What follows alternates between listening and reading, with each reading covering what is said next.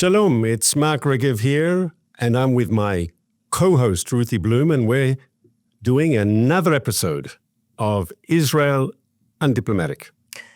Hi, Mark, but I'd first like to request and remind our viewers to please like, subscribe, and click the notification bell.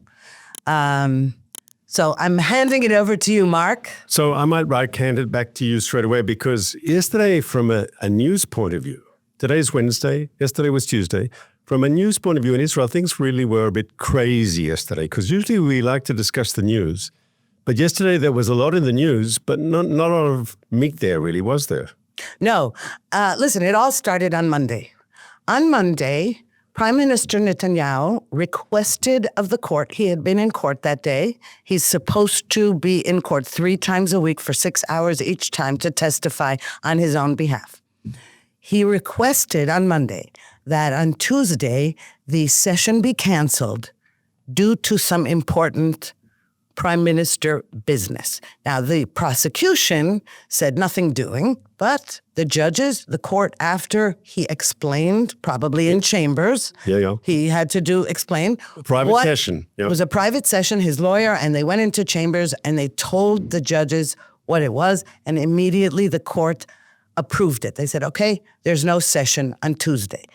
Promptly, on a Monday evening, the whole country, myself included, said something's cooking. If the court allowed him to cancel that session, because, the court's really stacked against him, et cetera, never mind, we're not going to go into that. But the fact that immediately, once he told them why, they said, fine, the whole country went into a buzz about what's happening. This reason? Are we bombing Iran? Is Iran bombing us? Are there hostages? We didn't know. But Tuesday morning, because that was Monday evening, there's a lot of, something's coming down. Tuesday morning, then suddenly, the Reuters reported that a hostage deal was imminent within 2 days. And suddenly, after that, all the Israeli media, all the media started to copy Reuters. According to Reuters, there's a hostage deal, and et cetera, et cetera. And then suddenly there was, no, not in 2 days, maybe it's in a few days, soon. And then the prime minister's office said, no, within a month maybe. But each time, the news had to change. The headlines changed. And then it was, so it was the hostages. Then it was, we heard a report that Netanyahu had gotten onto a helicopter from the helipad at Hadassah Hospital in Jerusalem, taking off to an unknown location. Suddenly, it was, he must be going to Cairo. He's going to Cairo. And there were simultaneous reports that Palestinian Authority leader Mahmoud Abbas, otherwise known as Abu Mazen, was also invited to Cairo. Suddenly it's, yes, if he's going to Cairo, there must be a deal. There must be the ceasefire deal, something. Okay, so there was a whole talk. He's on his way to Cairo. He's going to Cairo. He's on his way. He's not there yet. He is there yet. Because one thing we knew is that if he's in a helicopter, he couldn't be going to Russia. He couldn't be going. We're thinking of the destinations. So where is he? In Syria? Is he in Cairo? You're thinking of where he could go that a helicopter would take him. Later, subsequently, the prime minister's office said, no, he's not in Cairo. He went to Mount Hermon, and he went up to the border with Syria. And he then spoke in the snow. I think it was snowing there, and he was in his warm jacket. Okay, so that rumor was dispelled, sort of. Can I just tell you, had you rung me and asked me, I used to, I'm no longer working for the government. I can tell people what I think. I no longer speak for the government. But I would have told you I went with the Israeli Prime Minister on a number of occasions to meet the Egyptian leader, and always we went by plane and not by helicopter, just so you know. Oh, interesting. I never remember going by helicopter. Okay, so I did not know that, but I guess geographically we were thinking, or it had been reported in some news outlet. We went by helicopter, obviously within Israel, and also we went to helicopter to Jordan. I remember when we once went to the palace in Amman, Went by for a helicopter. meeting with King Abdullah. That was Okay, so these are all very close by. Correct. So the assumption was because of the war in Gaza and the hostages and the rumors and all that it must be Cairo. Anyway, he said, no, not in Cairo, didn't go. We don't know. First of all, we don't know whether the denials are true or the initial reports are true. That's not the issue. Also, on Monday, a Houthi missile from Yemen was intercepted over central Israel. We were all in shelters. There were sirens, etc. So then the other rumor was, we're about to bomb Yemen. We're going to do a repeat of what we did several months ago when we bombed the port in Yemen because the Houthis, another Iranian proxy, are after us. And then so it went like this, just one thing after the other. And by the end of the day, and I have to say, I work at a news outlet, JNS, all day we had to keep changing the headlines, changing the sources, changing the reports, updating them, denials, not denials, etc. And I just would like to say, years ago, when the term fake news, I believe that Trump was the one who popularized that term, fake news came out. I would say that it is true that there is such a thing as fake news for political reasons, and there's fake news that has ill will behind it. But then there's the fake news that has no ill will, the fake news that comes of competition between other media outlets. And what happens is, there's a big story reported. If I don't report it, then nobody's going to read my publication and somebody else. So what happens is it's a game of telephone. The Washington Post reported that, Axios reported, then it's the Jerusalem Post reported that this, and JNS report, and it's a game of telephone, and it is not, in this particular case, it really is not political. It is just competition in the marketplace. And as a result, which is really awful, and I cannot stand it, is that nobody has time to wait and check. And why is that? Because of the internet. In the days when we had to put a paper to bed at night and go to press, you had 12 hours of work before, all day when this was happening. By the time you put the paper to bed, you knew more or less what that day's news was or was not. In the days of the internet, boom, boom, boom, boom. So, Can I say, first of all, I know because of my family members, and it was widely reported, there were the missile, and Tel Aviv was sent to the bomb shelters. yes, And while we in Modi'in, where I live, we didn't have that sort of event this week. We did have, unfortunately, a double tragedy. Modi'in's a small community where 100,000 people. It's a city in Israel, but it's not one of the largest cities in Israel. It's a middle-sized city. And yet we still had 2 soldiers killed in Gaza this week, both of them reservists, one in his mid-20s, one in his mid-30s. 40s, I think. No, 40. 30-something, I think it was. 35. Yeah. And they both lived in your neighborhood. Yeah. They live in... It was really tragic. 2 funerals. 2 funerals, and they were not killed by enemy fire. They were killed in a house collapsing. Apparently a lot of the houses, a lot of the buildings in Gaza have been damaged because of explosions, and they went into, and it fell on them, and they were killed. Other people were injured in it. But why do I raise this issue? Obviously, it's very sad that the 2 soldiers were killed in Gaza. But I raise it because we can forget sometimes the price we are paying to win this war. We are winning this war. What's happened in Lebanon, I think, is great for Israel. What's happening in Syria contains threats, but is an amazing opportunity for the whole Middle East and for Israel. The defeating Hamas in Gaza is almost a foregone conclusion that this will be over at to Israel's advantage. We can speak about that more later, but we should never forget the price. So there's the hostages that are not out yet, but there's also the Israeli soldiers, reservists. And let's be clear, it's not, when you're called up for reserve duty, it's not that difficult in Israel, right, to get out of it. You can claim all sorts of psychological problems or family problems, and yet reservist after reservist, including your son, goes back, and son-in-law, goes back to serve their country because they believe that that's their duty, that's their obligation. They feel morally responsible to the country, to their unit, to their friends in their unit. And the two soldiers from Modin who died this week, I mean, I don't know them personally, but they are the best of the best. And, you know, all the, you know, people put out statements, but I'll say for myself, you know, their sacrifice and the sacrifice of their families who are now left without them, yes, is one of the inevitable costs that winning this war involves, and we have to respect them, and may their memory be blessed. Absolutely. And interestingly, it's another point is that actually yesterday, I'll say we're taping this. It's Wednesday, December 18th. It's important to say that so that we can put this in context.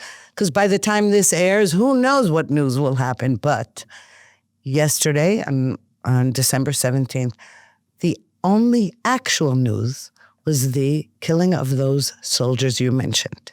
After all the flurry of reports and huge things going down, and they may be, I'm not denying that things are moving. We know they are. But actually, the only concrete news, provable and not rumor, was about those two amazing young men. And so that's also something to remember, especially, I'd like to say, especially given the vile hatred expressed towards IDF soldiers and the country throughout this war, including from countries that claim to be or are or were our allies. And that's why I would like to bring this now to talk about Ireland. I don't think Ireland, and I know something about Ireland, I don't think Ireland ever claimed to be an ally of Israel. They might, and their government claims not to be anti-Israel, yes, but the Irish, and I want to reiterate, I'm no longer speaking for the government, so I can speak my mind. The Irish have been terrible. And they sort of preach to Israel about international law and human rights, you know, like they have some sort of moral authority, moral superiority. And yet you just have to look a little bit at Ireland's history, and they have no right whatsoever to preach to us, you know, with this sort of moral superiority. Do you know that during the Second World War, when 6 million Jews were being butchered by the Nazis, the Irish were of course neutral. So there were other neutral countries. Sweden was neutral, Switzerland was neutral, but the Irish were neutral. But what those other neutral countries did, and what they didn't do and what Ireland did, is after Hitler commits suicide in his bunker in 1945, which basically ends the Second World War in Europe, the Irish Prime Minister, though his advisors tell him not to do it, even De Valera, he goes to the Nazi embassy in Dublin, because they're neutral, there's a Nazi embassy, and he signs the condolence book. The Irish have never, ever apologized for that. And I don't know, there are all these reasons, you know, it was discussed once, I think, by the Irish Foreign Minister, and he said, you know, made excuses or wanted to avoid the subject. He didn't want to discuss this issue of Ireland's role in the Second World War, and the Irish Prime Minister honoring Hitler after his suicide. You know, there were many neutral countries during the Second World War, especially, let's say, Latin America. But in the last year, by January 1945, they knew who was going to win, and they all jumped on the Allied bandwagon. Ireland didn't do that. And that's why Ireland wasn't allowed in the United Nations until 1956. They joined together with fascist Spain. Yes, but Ireland has a lot of Jewish people can be very. Anyway, once it was said that the Irish, I think it was the same foreign minister of Ireland who said that the Jewish community always liked De Valera. Well, you know, you're a small Jewish minority, right?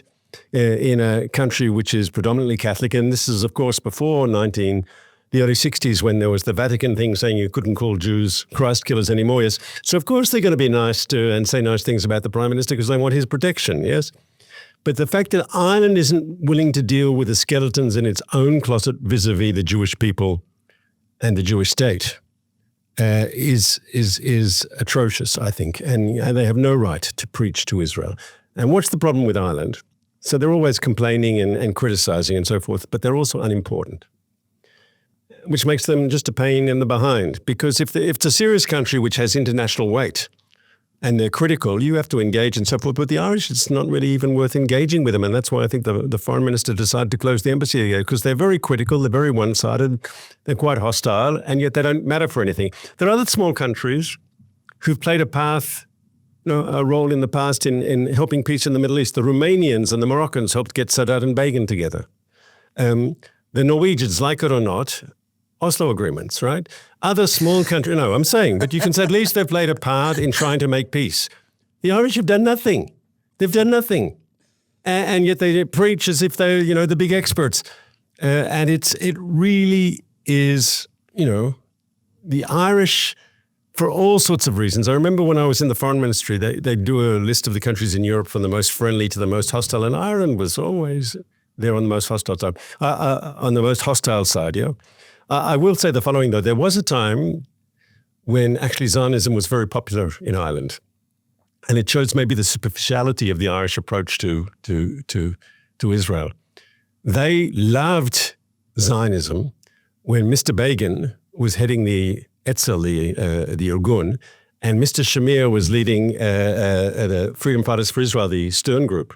When they were shooting British officers. Then we were at the time, and I challenge if we've got any Irish listeners to this podcast, look at how the Irish press at the time and Irish public opinion, they were all for Jews and Zionists when we were fighting the British. Then we were the flavor of the month. Unfortunately, the minute we stopped fighting the British, they stopped liking us.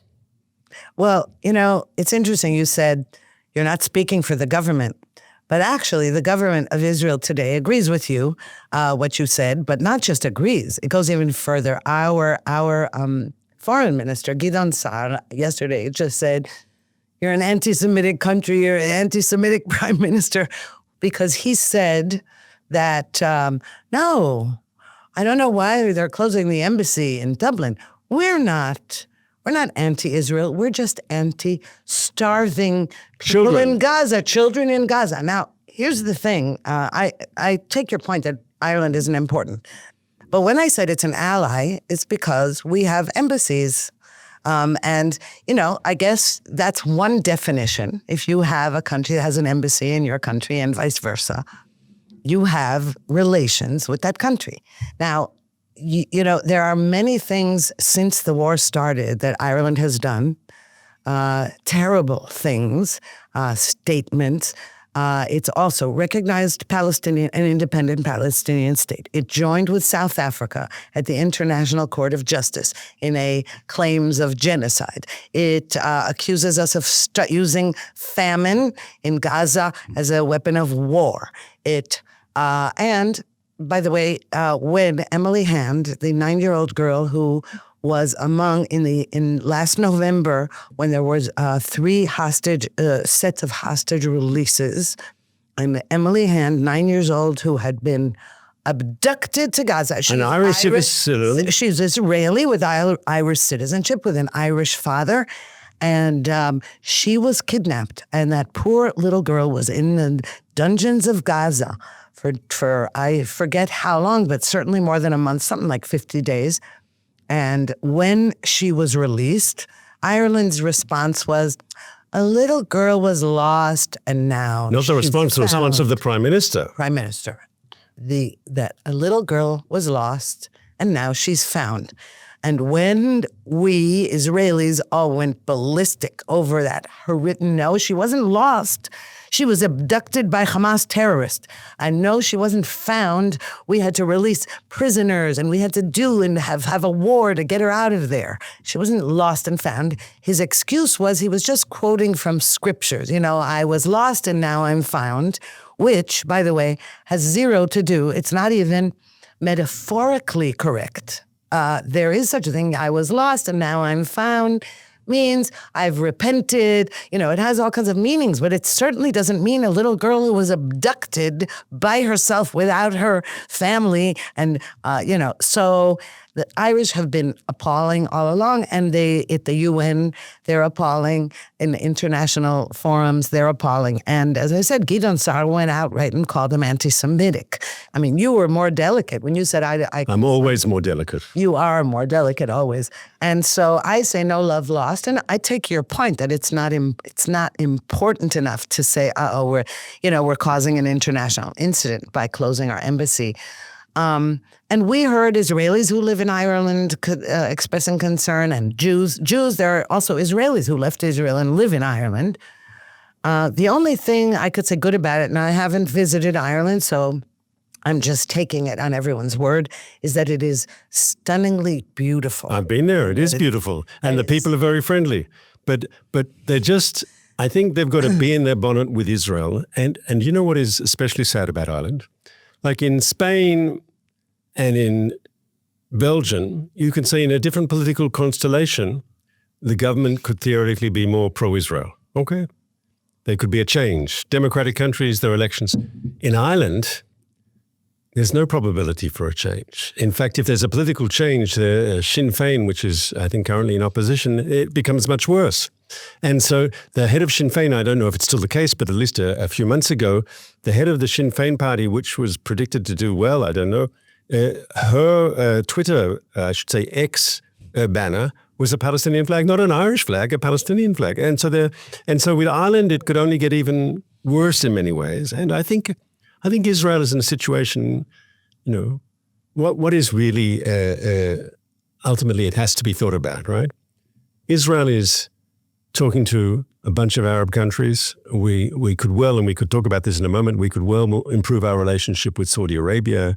We've got peace with Egypt, with Jordan, with countries in the Gulf, the Abraham Accords. Most of those Arab countries detest Hamas and are very happy to see Israel destroy Hamas. And you could probably get more people, right, at an anti-Israel demonstration in Dublin than you could in many Arab capitals. And that's the truth. For sure. The only trouble with what you just said is that it is correct. We do have peace treaties with some of these countries, and we did have the Abraham Accords for sure. But there are severe problems with it, and also with the Arab countries' hypocrisy regarding the Palestinians. Because, for example, Saudi Arabia, there's all this talk about normalization with Saudi Arabia, and that was really, we were on that path before the war when the Abraham Accords, Saudi Arabia gave its tacit approval, and this was going to be an anti-Iran axis, and terrific. Suddenly today, watching us I guess they were hedging their bets. They want to make sure we win the war, et cetera. But I'll tell you what. They want us to win the war. That's the point. They want us to. While Ireland wants us to lose. No, of course. They want us to win. Yes. But here's my problem with them. And that is now they're all with that paying lip service to something they don't even care about, and that is a Palestinian state. And these Saudis cannot stand the Palestinians, never could. This is what, he has to say it, and behind closed doors, they don't care. And you know how we know? You know how we know they don't care? You name me one of those countries that says, well, we'll do normalization if you have a Palestinian state. Name me one that took in a single Gazan. Look at the poor Gazans. They didn't take in any of them. And Egypt, bordering on it, blocked, put filled concrete in their border fence so that, heaven forbid, any Gazan woman with a baby, doesn't matter who, could get into Egypt.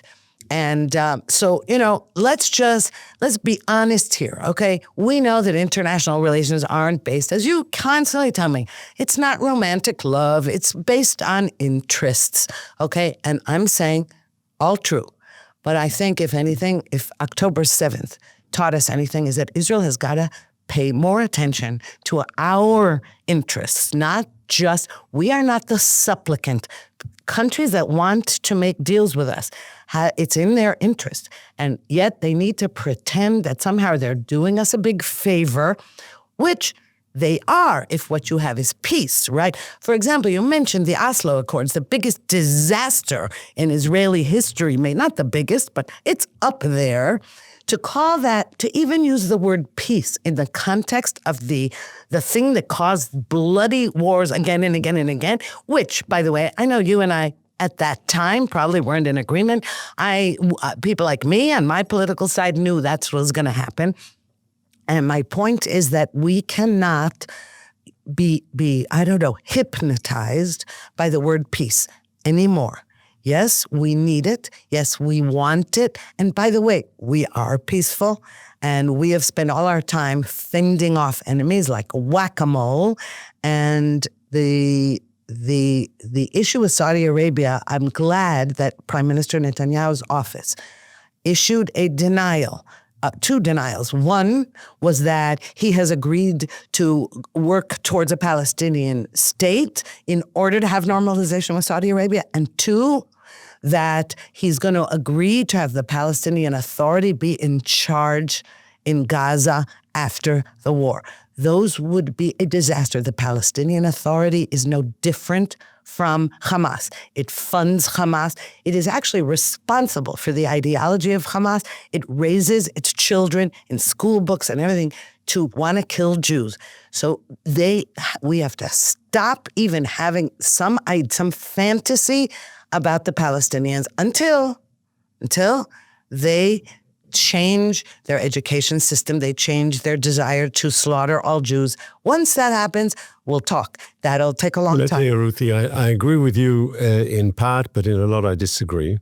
And if I have fantasies, and everyone has fantasies, they are about the Palestinians. I'm very realistic. I'm very realistic about what the Palestinians can and cannot do. I will say this.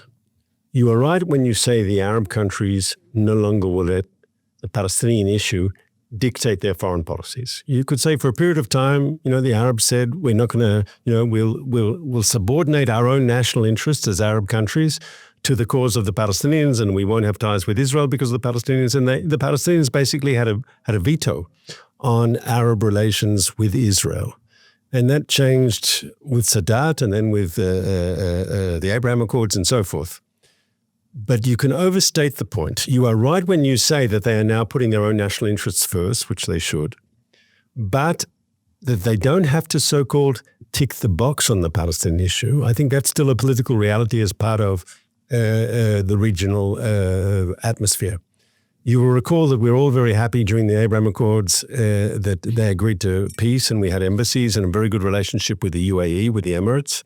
But nevertheless, we had to tick the box on the Palestinian issue, and Netanyahu famously put aside, he shelved the issue of possible annexation of parts of the West Bank. And that's so the Emirates could tell their own people in the larger Middle East and the Arab and Muslim world, which that's part of their family, that they did something for the Palestinians for the agreement.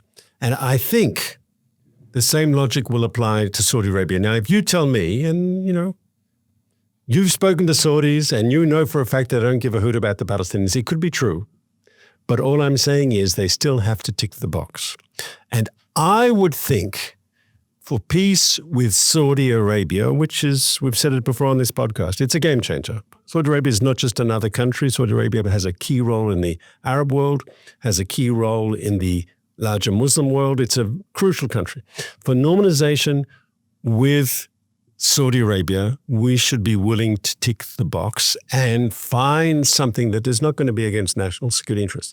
But if it's a matter of providing some words, I'd remind you that Menachem Begin in 1977, as part of the Camp David Accords with Egypt, agreed to language that talked about the legitimate rights of the Palestinian people. I'm sure it was very difficult for him to do so, but he did so to get a deal with Egypt. And I think we can digest some difficult language on the Palestinian issue to get peace with Saudi Arabia. I think it's a price well paid. It's a price worth paying.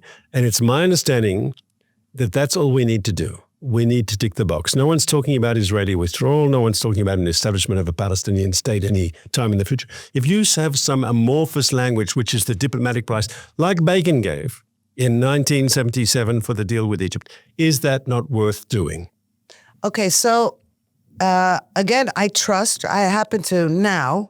developed great trust in Netanyahu not to screw up in that respect. In other words, as you said, amorphous language, I trust him. And it's not that I've always supported him, let's say, but I trust now that if he says something and it makes me nervous, that I have to wait. I have to be patient and wait because he keeps proving himself again and again throughout this war. So that doesn't bother me.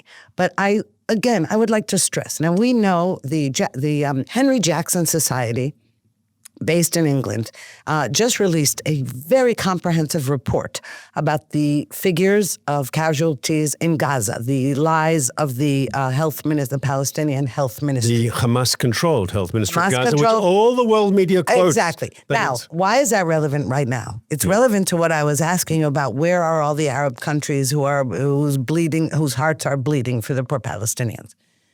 This report illustrates that, the Hamas-run health ministry, it included in all its death figures, it says mostly women and children and all that, included every death, including, in a way, it reminds me of the coronavirus statistics, because if you fell off a ladder, they said you died of corona. But but it's not funny. What I mean is that even deaths that had nothing to do with the war, etc. And suddenly everyone's just a woman and a child in Gaza. But let's suppose, and we really, at our own risk to our soldiers, really prevented more civilian deaths than in any other military in history. So why is this relevant? Let's suppose a country like Saudi Arabia, Palestinians, and everyone's, Palestine, and Egypt, and Palestinians, and the global community.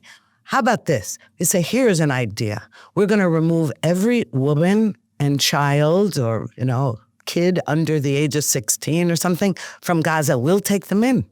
Temporarily take them in because they're not endangered. And then Israel can go and just wipe out the terrorists. Of course, Israel still would have to be careful about the hostages, but at least it wouldn't be putting our own soldiers at risk, and we would be killing terrorists. And most of these countries, as you said, hate them, except, of course, the countries that support them, like Qatar and all this.